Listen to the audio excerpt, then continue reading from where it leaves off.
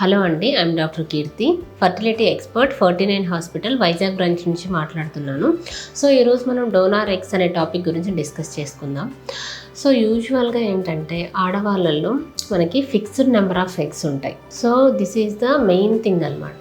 So ఈ విధంగా fixed number of eggs ఉండి ఒక ఏజ్ తర్వాత, అంటే ఫర్ ఎగ్జాంపుల్ ఒక 35 years తర్వాత ఎగ్స్ కౌంట్ అనేది బాగా తగ్గుతూ వస్తుంది అండ్ క్వాలిటీ అనేది కూడా బాగా తగ్గుతూ వస్తుంది. సో ఈ విధంగా ఎవరికైతే యూజువల్గా అరౌండ్ 38-40 years తర్వాత ఈ ఎగ్స్ అనేవి ఆల్మోస్ట్ చాలా తక్కువగా ఉంటాయి. సో మనము అలాంటి కండిషన్లో ఏంటంటే వాళ్ళ ఎగ్స్తో ట్రీట్మెంట్ చేసినా కూడా మనకి సక్సెస్ అనేది రాదు. దెన్ వాళ్ళ ఉన్న 1 or 2 ఎగ్స్తో ఒక్కొక్కసారి ఏంటంటే లాస్ట్లో క్వాలిటీ అనేది సరిగా ఉండకపోవడం వల్ల అబార్షన్ ఛాన్సెస్ ఇటువంటివి కూడా చాలా ఎక్కువగా చూస్తుంటాం. ఎవరికైతే పేషెంట్స్కి ఎగ్స్ నెంబర్ చాలా తక్కువగా ఉంటుందో అండ్ కొంతమందికి ఏంటంటే వాళ్ళ ఎగ్స్తో ట్రై చేస్తామన్నమాట ఫస్ట్. సో ఈవెన్ ఆ ఉన్న 1 or 2 ఎగ్స్తో కూడా ట్రై చేస్తాము. సో ట్రై చేసిన పేషెంట్స్ ఎవరైతే ఫెయిల్ అవుతారో ట్రీట్మెంట్, సో ఎవరికైతే 1 or 2 IVF ఫెయిల్యూర్స్ ఉంటాయో, సో అటువంటి పేషెంట్స్కి మనము డోనార్ ఎగ్స్ అనేది అడ్వైస్ చేయడం జరుగుతుంది. ఇంకొంతమంది పేషెంట్స్ ఉంటారు, వాళ్ళకు కూడా యూజువల్గా ఏజ్ అనేది చాలా తక్కువగా ఉంటుంది, 24-25 years ఏజ్ ఉంటుంది. బట్ అటువంటి పేషెంట్స్ కూడా కొన్ని జెనెటిక్ కండిషన్స్ ఉంటాయన్నమాట. అటువంటి పేషెంట్స్కి ఏంటంటే ప్రిమెచ్యూర్ ఒవేరియన్ ఫెయిల్యూర్ అంటారు. చాలా తక్కువ ఏజ్లోనే ఎగ్స్ కౌంట్ అనేది తగ్గిపోతూ ఉంటుంది. సే ఫర్ ఎగ్జాంపుల్ ఈవెన్ ఒక 25 years 24 years పేషెంట్ ఉన్నారు, ఆ పేషెంట్కి కూడా ఎగ్స్ కౌంట్ ఆల్మోస్ట్ ఒక 40 years వాళ్ళకి ఎలాగైతే ఉంటుందో అలా ఉంటుందన్నమాట. వాళ్ళు స్కాన్ చేస్తే అంత తక్కువ ఎగ్స్ ఉంటాయి కాబట్టి వాళ్ళకి ఇది ఒక జెనెటిక్ కండిషన్. ఈ ఏజ్లో కూడా వాళ్ళకి ప్రెగ్నెన్సీ రాదు. సో అటువంటి పేషెంట్స్కి కూడా మనము డోనార్ ఎగ్స్ అనేది అడ్వైస్ చేస్తాం. ఇంకొంతమంది పేషెంట్స్ ఉంటారు, వాళ్ళకి ఏంటంటే ఇన్ఫెక్షన్ అంతా వస్తుంది. ఆ ఇన్ఫెక్షన్ వల్ల ట్యూబర్క్యులోసిస్, PIDs ఇటువంటి వాటి వల్ల కొంతమందికి ఎండోమెట్రియోసిస్ ప్రాబ్లం ఉంటుంది.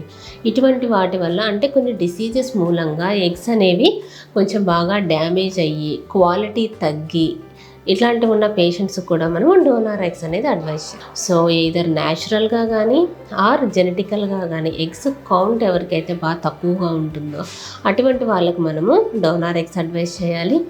అండ్ ఇలాంటి డిసీజెస్ మూలంగా ఎవరికైతే ఎగ్స్ కొంచెం డ్యామేజ్ అయ్యి క్వాలిటీ డ్యామేజ్ అయిందో ఇటువంటి వాళ్ళకు మనము ఇటువంటి డోనార్ ఎగ్స్ అనేది అడ్వైస్ చేస్తాం. సో దెన్ ఈ డోనార్ ఎగ్స్కు చాలామంది అడుగుతుంటారు, మాకు తెలిసిన వాళ్ళని తెస్తాము, మా సిస్టర్ ఉన్నారు, వాళ్ళవి యూజ్ చేసుకోవచ్చా? సో ఇటువంటివి మనం చేయడానికి కుదరదు ఈ ట్రీట్మెంట్స్లో. సో మనకు ఒక ART బ్యాంక్ అనేది ఉంటుంది. సో ఈ ART బ్యాంక్ నుంచే మనం యూజువల్గా ఈ డోనార్స్ అనేది తీసుకోవడం జరుగుతుంది. సో ఎవరైతే అంటే మిగతా డిసీజెస్ ఏవి లేకుండా మొత్తం అన్నీ స్క్రీన్డ్ ఉంటాయన్నమాట. సో అటువంటి డోనార్స్ని మనం యూజువల్గా ఈ ART బ్యాంక్స్ నుంచి తీసుకోవడం జరుగుతుంది, ఒక అనానిమస్ డోనార్ని.